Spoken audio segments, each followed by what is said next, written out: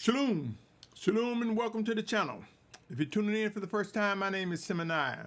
This series, Letter and Spirit, is to emphasize, to nudge you to realize that it is highly possible for us to discern the life in the text, the life in the scriptures, the life in the words that are written in the Bible. And we know that man has had and produced many different translations, but they cannot stop what the Almighty Father, the living Spirit of the Almighty Father, has for us to learn. He cannot stop his instructions to us. With that said, my brothers and sisters, end times are here. I cannot stress that enough. That is nothing new to most of us. Let's get into this segment. This segment of Letter and Spirit is entitled Press. Press. You see, my brothers and sisters, as end times ramp up, intensity will reach our doorsteps. We will face some of the most extreme challenges we've ever imagined in the days ahead. Some are facing it now. We get too spoiled with the favor that we receive from the Almighty Father and don't think it's occurring with the majesty that is speaking of in the scriptures. If you are one who seek to do the will of the Almighty Father, I call you my brother and my sister. End times are getting intense. Such intensity brings a sense of urgency, but also causes many to become over anxious, over eager, and do things prematurely.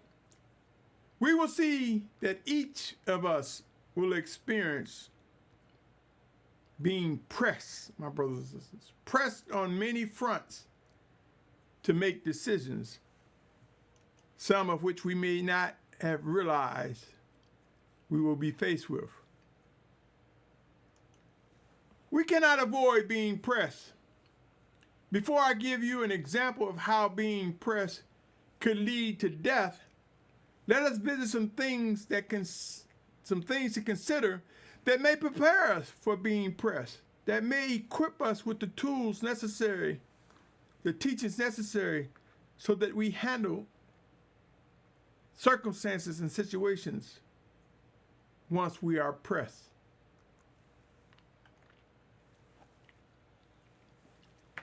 Come, let us visit Ecclesiastes 4th chapter, 12th verse.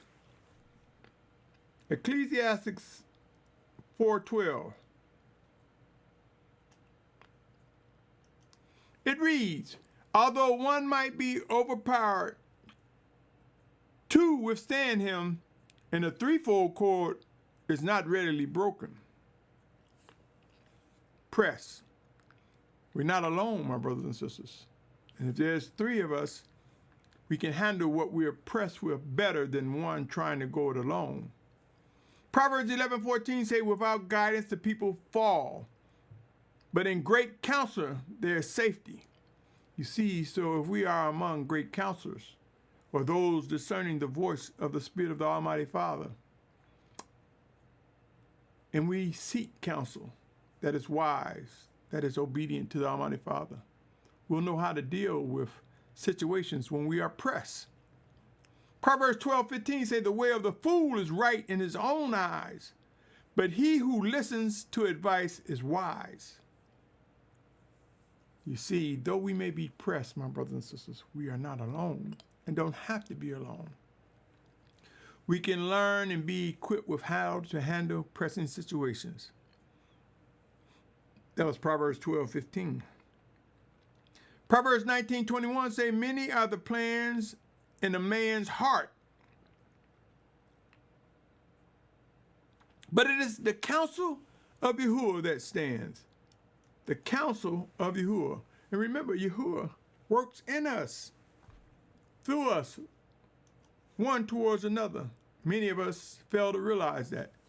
Now let us visit the story of Samson, or in the Esau translation, it says Shimshon. Let's see how being pressed led to his downfall, my brothers and sisters. If you read the entire 16th chapter of Judges, you will discover that Delilah tried multiple times to uncover Samson's weakness. For the sake of time, I wanted to pinpoint the following, but I encourage you to read the entire chapter, my brothers and sisters. So what I have here is 1 Samuel 16 and 17 starting out. And it came to be when she pressed him daily with her words and urged him so that his being was wearied to death, that he made known to her all his heart and said to her, no razor has ever come upon my head, for I have been a Nazarite to the Almighty One from my mother's womb. If I was shaven, then my strength would leave me, and I would become as weak as any other man. See, he took for granted what he was given by the Almighty Father. And after being pressed by Delilah multiple times, he gave in, or some will say he caved. It goes on to say in verse 18 and 19, and Delilah saw that he had made known to her all his heart, and she sent and called to the princes of the Philistines, saying, come up once more, for he has made known to me all his heart. So the princes of the Philistines came up to her and brought the silver in her hand. And she made him sleep on her knees and called for a man and shaved off the 7 locks of his head. Thus she began to humble him, and his strength left him. Press and making the wrong decision. The scriptures give us so many examples, my brothers and sisters. How many of us looked at the story of Samson and considered that he was pressed? That's no excuse. But we see how if we are not in a guarded state, if we are distracted by beauty or some other form of distraction or seduction, and neglect what the Almighty Father has given us, when we're pressed, we may face the same fate of failure. And she said, the Philistines are upon you, Shimson. And he awoke from his sleep and said, let me go out as before at other times and shake myself loose. But he did not know that Yahuah had turned aside from him. So the Philistines took him, put out his eyes, and brought him down to Azza, and bound him with bronze shackles, and he became a grinder in the prison. All because he was pressed and took for granted what he was tasked to guard. My brothers and sisters, if you research the entire story of Samson, you can discover that he gave into seduction as he was pressed into making known his weakness. End times will ramp up. A sense of urgency will rise among us. Many of us will find ourselves pressed to act and do something. But let us be mindful that we serve a living Almighty One. And it would be to our best interest to always pray without ceasing. Samson's decision led to his death. Let's revisit Judges 16, 15 through 17. Then she said to him, how do you say I love you when your heart is not with me? You see here, she's using deception. She's taking the word love to pry into Samson's weakness. She said, you mock me. She's stoking him on. These 3 times, see, there were some times where Samson didn't give up his weakness right away. And have not made known to me where your great strength lies.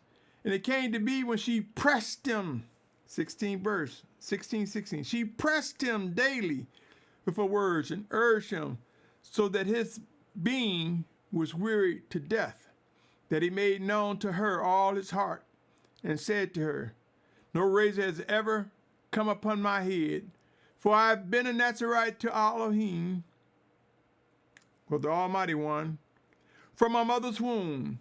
If I was shaven, then my strength would leave me, and I would become as weak as any other man. Do you know,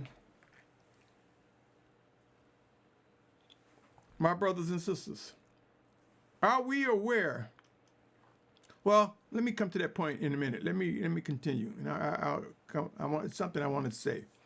I submit to you, being pressed often is accompanied by words such as, or similar to, if you love me, you'll do this.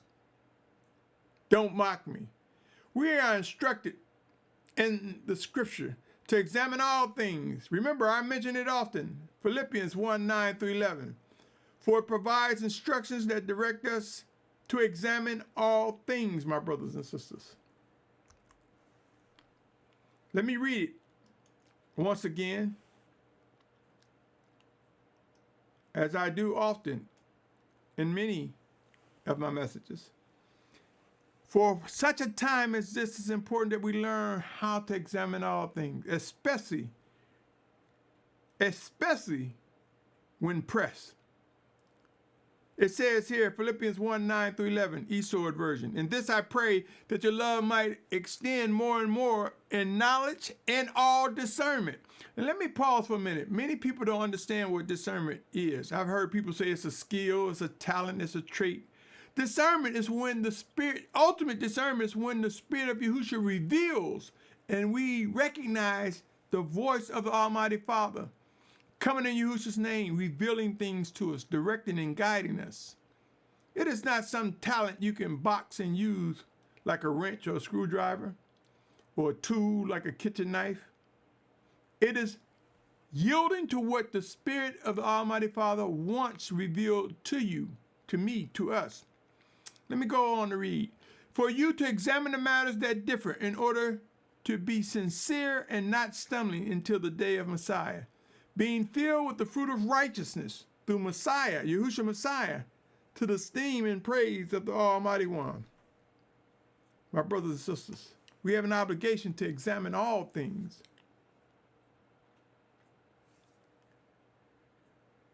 It is important to avoid taking for granted the power and strength given to us by Abba Yahuah.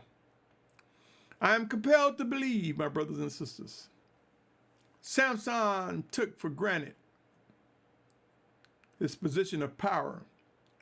If we prayerfully seek the lesson that can be learned, it could make us stronger during such times as these. And what I was getting ready to say earlier is this, my brothers and sisters. As end times become intense, a sense of urgency will come. And we see some people saying things over and over and over and over that are wrong. But because they say it so much over and over, some people are seduced to believing them. There are those who have fallen into a snare. There are those who have taken on a position of weakness and led astray that will contribute to those that are falling away, because they were worn down by someone that pressed them by saying the same thing over and over and over to such time a person began to believe. It is said in some cases, tell a lie enough and people begin to believe it. In some instances, that's true, my brothers and sisters. Be careful, beware, be prayerful. Let me continue.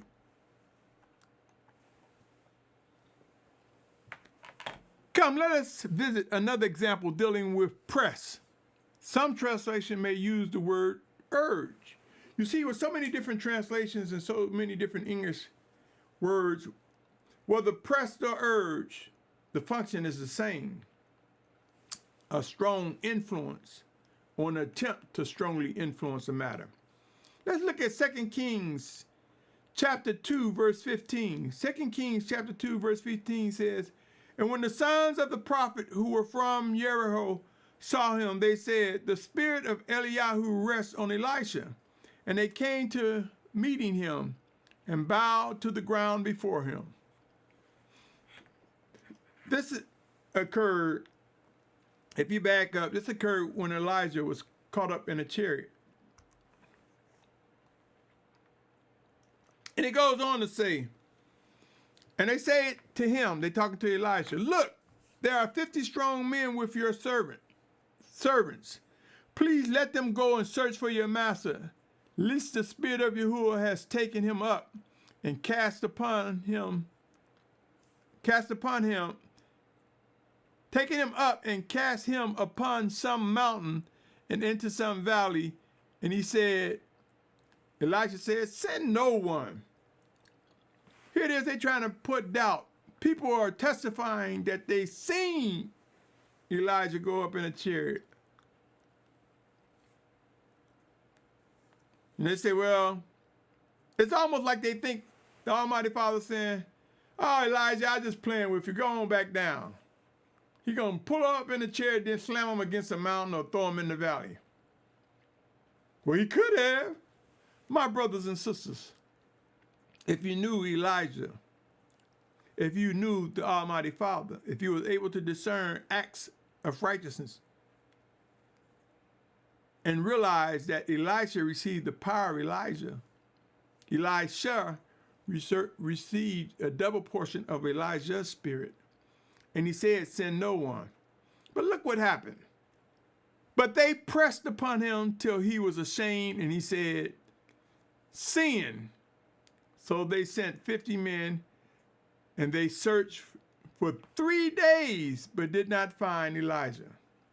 See, he allowed himself to be pressed and became ashamed when he knew Elijah was gone up to be with the Father. My brothers and sisters,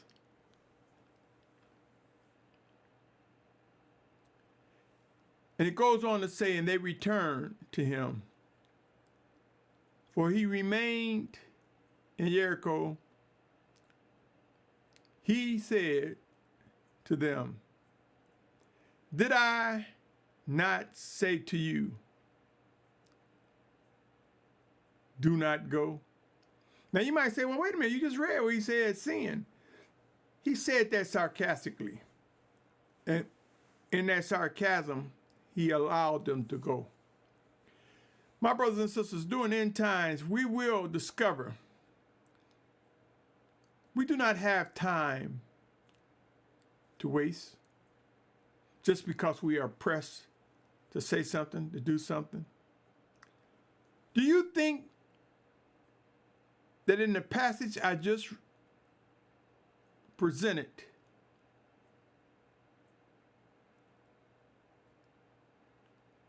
that there was an example of wasted time? Elijah was pressed and he gave in to a group.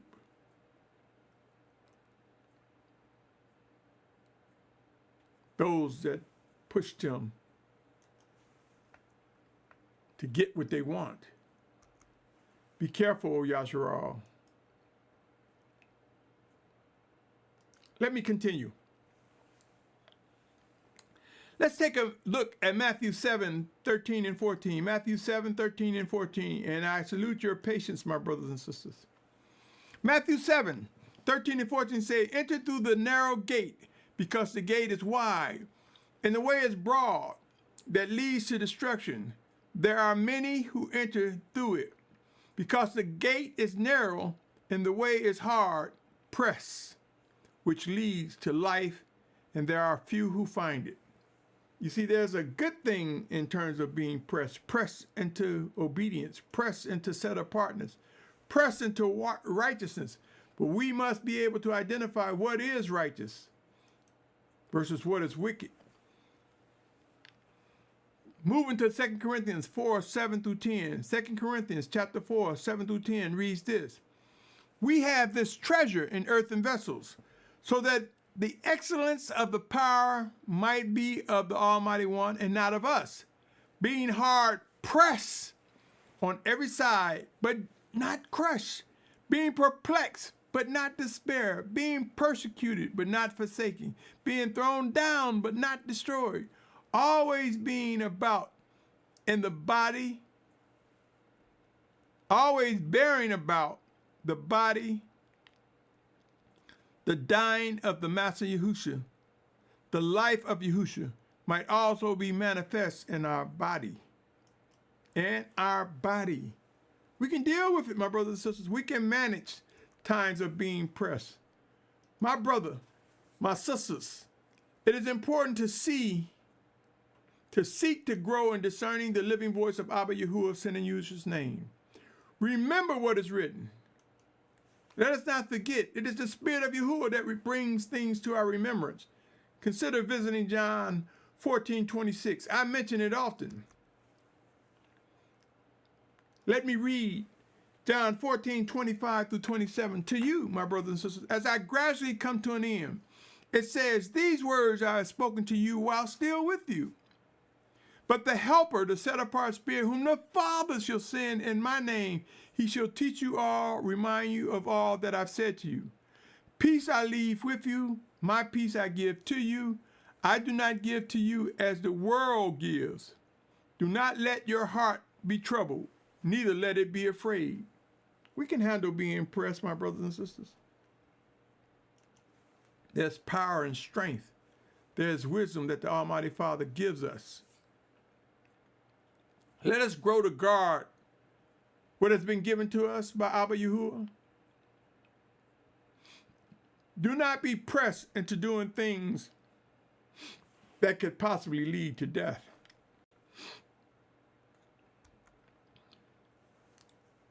My brothers and sisters, be mindful. In different translations, the word urge is used in place of press. In either case, they both represent being influenced by another or others. Let us beware, O Yahusha, let us be prayerful and mindful of what is expected and what we must do and how to handle and manage when being pressed.